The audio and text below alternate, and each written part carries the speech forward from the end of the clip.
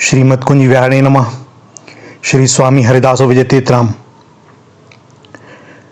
श्रीमद् भगवद गीता में 4 प्रकार के भक्त बताए गए हैं। भगवान कहते हैं, हे अर्जुन, उत्तम कर्म वाले 4 प्रकार के भक्तजन होते हैं: अर्थार्थी, आर्थ, जिज्ञासु और ज्ञानी। श्रीमद् भागवत गीता में तत्व कथन की एक विशिष्ट शैली है। भगवान श्री कृष्ण परमात्मा की बात कहने में प्रथम पुरुष का उपयोग करते हैं, जिसे अंग्रेजी में डायरेक्ट स्पीच कहा जाता है। वे वहाँ माम, मम इत्यादि शब्दों का भी प्रयोग करते हैं और उनसे भगवान श्री कृष्ण का अभिप्राय परमात्मा से ही होता है। भगवान ने बताया कि परमात्मा के भक्त 4 प्रकार के होते हैं, परंतु परमात्मा के अतिरिक्त अन्य देवी देवता या महापुरुष की उपासना से भी मुक्ति हो सकती है। इस विषय में भी भगवान श्री कृष्ण ने इसी प्रसंग में आगे चलकर कहा है कि जो भक्त जिस देवता शरीर की श्रद्धा से पूजा करने की इच्छा करता है, उस देवता में मैं ही उस भक्त की श्रद्धा को स्थिर कर देता हूँ। सशरीर देवताओं या महापुरुषों की भी भक्ति हो सकती है और परमात्मा उस भक्त की श्रद्धा को उस देवता या महापुरुष में स्थिर कर देते हैं और वह भक्ति फलप्रदायिनी होती है। भगवान कहते हैं, वह भक्त उस श्रद्धा से युक्त हुआ उस देवता के पूजन की चेष्टा करता है और परमात्मा की निश्चित प्रक्रिया अनुसार उस देवता से वह निसंदेह इच्छित भोगों को प्राप्त करता है। पवन सुत श्री हनुमान कौशल नरेश महाराजा दशरथ के पुत्र भगवान श्री राम के अनन्य भक्त थे। वाल्मीकि रामायण के अवलोकन से यह ज्ञात होता है कि श्री राम जी के वन गमन का समाचार संपूर्ण देश में फैल चुका था। गृह कलह से कुल को बचाने के लिए भाई को राजपाट देकर 14 वर्ष की अवधि के लिए वन में जाने की बात जो ही भगवान श्री राम के सामने आई, वे किंचन मात्र भी शोक अथवा क्रोध प्रकट किए बिना वन की ओर चल दिए। इस महान त्याग के समाचार से विंध्याचल का केवल उत्तर भाग ही नहीं अपितु दक्षिण का भाग भी परिचित हो चुका था। शबरी के आश्रम में श्री राम की महिमा का समाचार उनके वहां पहुंचने से पहले ही पहुंच चुका था। इसी प्रकार श्री राम के त्याग तपस्या की सूचना सुग्रीव आदि को भी मिल चुकी थी। श्री हनुमान जी पंपापुर के वन में भ्रमण करने वाले श्री राम लक्ष्मण का परिचय प्राप्त करने के लिए एक ब्राह्मण के रूप में उनके निकट आए और उनसे इन्होंने उस भयंकर वन में घूमने का कारण जानने की इच्छा प्रकट की। तब श्री राम ने अपना परिचय दिया। परिचय प्राप्त करते ही श्री हनुमान ने क्या किया? प्रभु पहचानी प्रयोग गही चरना, सो सुख उमा जाई नहीं बरना, पुलकित तन मुख आव न बचना, देखत रुचिर वेश के रचना। भगवान शिव मां पार्वती को सुना रहे थे कि जब हनुमान को पता चला कि पूर्व श्रुत महिमा में श्री राम उनके सामने खड़े हैं, तब उनका तन और मन पुलकित हो उठा और वे श्री राम का चरण स्पर्श करने लगे। दोनों भाइयों का परिचय पाकर श्री हनुमान समझ गए कि यह सम्मिलन एक ईश्वरीय संयोग है। श्री हनुमान के मन में भगवान श्री राम के प्रति श्रद्धा और भक्ति प्रथम दर्शन के समय ही उत्पन्न हो गई थी। शूर धीर वीर पुरुषों के अलौकिक कार्यों की प्रशस्ति सुनकर लोग बिना उनको देखे भी उनके भक्त हो जाते हैं। इसके अनेक उदाहरण हमें इतिहास के पन्नों पर भी मिलते हैं। श्री राम की ख्याति पहले ही पंपापुर में और वैसे ही लंका में भी पहुंच चुकी थी। रावण के भाई विभीषण को श्री राम की महिमा का ज्ञान था। जब लंका में श्री सीता जी की खोज करते हुए श्री हनुमान जी विभीषण के महल में पहुंचे, तब वहां उन प्रभु भक्त के निवास गृह के लक्षण देखकर वे चकित रह गए। भवन एक पुनि दीख सुहावा, हरि मंदिर तह भिन्न बनावा, लंका निश्चर निकर निवासा, यहाँ कहाँ सज्जन कर वासा। श्री हनुमान जी ने वहां एक भवन देखा जहाँ हरि मंदिर पृथक बना हुआ था। वे विचार करने लगे कि लंका तो नास्तिकों का देश है, यहाँ किसी सज्जन का निवास बड़ा विस्मयजनक है। और जब विभीषण का साक्षात्कार हुआ, तब हनुमंत कही सब राम कथा निज गनाम, सुनत जुगल तन पुलक मन, मगन सुमरी गुण ग्राम। जब श्री हनुमान जी ने श्री राम कथा और अपना नाम बताया, तब उसे सुनते ही विभीषण के मन और शरीर दोनों पुलकित हो उठे तथा वे भगवान के गुणग्राम का स्मरण करके उसी में मग्न हो गए। यह श्री राम के गुणों की महिमा थी कि श्री हनुमान विभीषण और श्री राम के दर्शन से पूर्व ही उनके प्रशंसक और भक्त हो गए थे।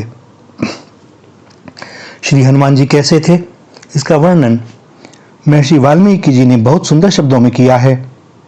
प्रथम भेंट के बाद श्री हनुमान जी के बारे में श्री राम ने लक्ष्मण से कहा, जिसे ऋग्वेद की शिक्षा नहीं मिली हो, जिसने यजु और सामवेद नहीं पढ़े हों, वह इस प्रकार की सुंदर भाषा में वार्तालाप नहीं कर सकता।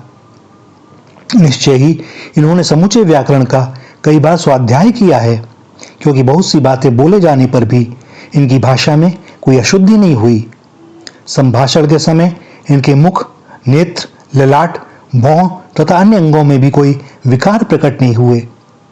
इन्होंने थोड़े ही शब्दों में बड़ी स्पष्टता के साथ अपना अभिप्राय बता दिया और किसी कर्ण कटु शब्द का भी उच्चारण नहीं किया।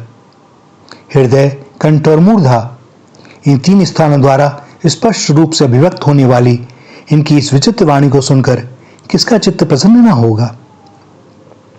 अभिप्राय यह है कि महर्षि वाल्मीकि जी के अनुसार श्री हनुमान जी एक वेद ज्ञाता और भाषा के विद्वान थे तथा वे सभ्य व्यवहार करना जानते थे।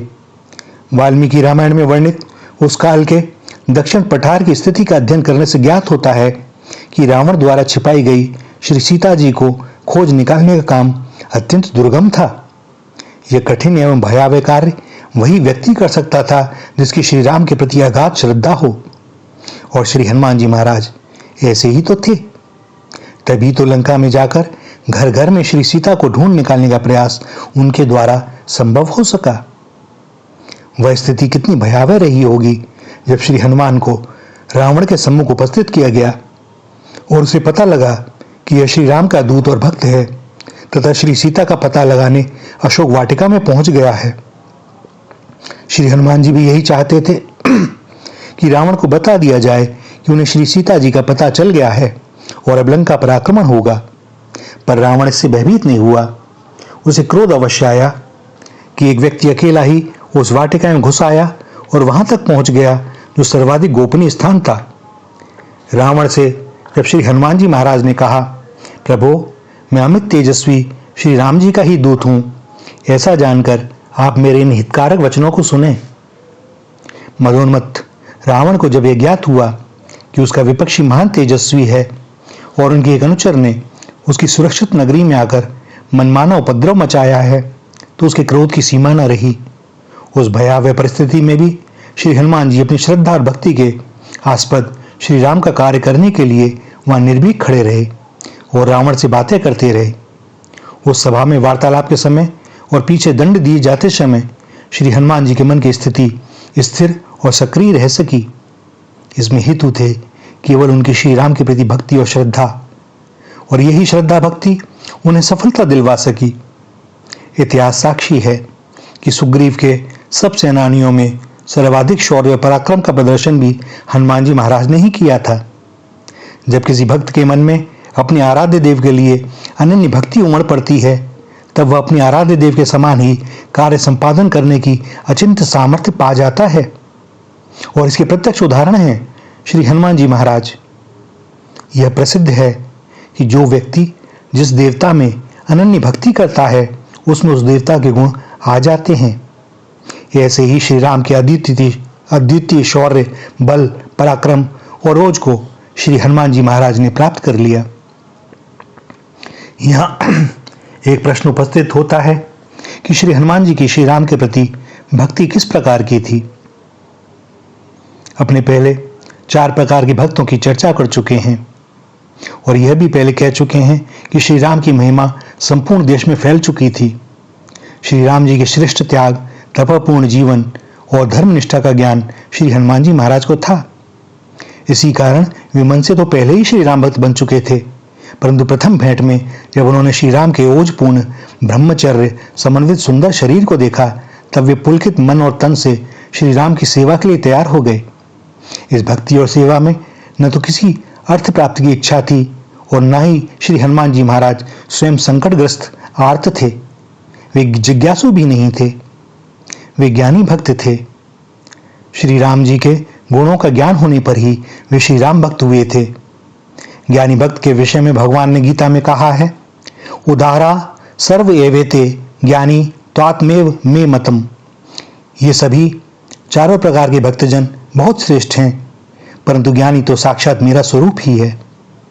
अतः भगवान श्री राम को कोई कुछ भी माने, साक्षात परमात्मा, अतिमानव अथवा आदर्श मानव, श्री राम भक्त हनुमान श्री राम स्वरूप ही थे। इससे भला कौन इनकार कर सकता है। सियापति रामचंद्र की जय, बजरंग बली की जय। ऐसे थे हनुमान जी महाराज। और वास्तव में सच कहा जाए तो क्या भगवान राम और हनुमान जी के अद्भुत प्रेम का वर्णन करना संभव भी है? कदापि नहीं। श्री हनुमान जी के बारे में, उनकी भक्ति के बारे में कौन कुछ कह सकता है? अगर उनकी भक्ति के बारे में कोई जानता है तो भगवान श्री राम, वे ही जानते हैं हनुमान को। और श्री राम को कोई जानता है तो हनुमान जी महाराज। एक बड़ा अद्भुत संबंध है स्वामी और दास का। श्री हनुमान जी महाराज दास भक्ति के आचार्य हैं, किंतु यह ऐसी भक्ति है कि इसमें समय पर सभी रसों का समावेश हो जाता है और एक रस की प्राप्ति के लिए वे चारुशीला बन जाते हैं। वे अपने प्रभु राम को कभी नहीं छोड़ते। जहाँ भी राम कथा होती है वे आज भी मगन होकर उसे सुनते हैं और रस से ऐसे आह्लादित हो जाते हैं कि कहा जाए। बस सब समय एक ही चिंता, एक ही धुन, कौन सी? राम काज करवे क्यों रसिया। बस राम जी का जो काज हो उसको करने के लिए सदा तत्पर। सेवा मिल जाए प्रभु से कोई भी छोटी सी, अन्यथा वे देखते रहते हैं प्रभु के श्री चरणों की ओर टकटकी लगाए और प्रत्येक श्वास में राम राम राम। श्री राधा श्री राधा श्री राधा।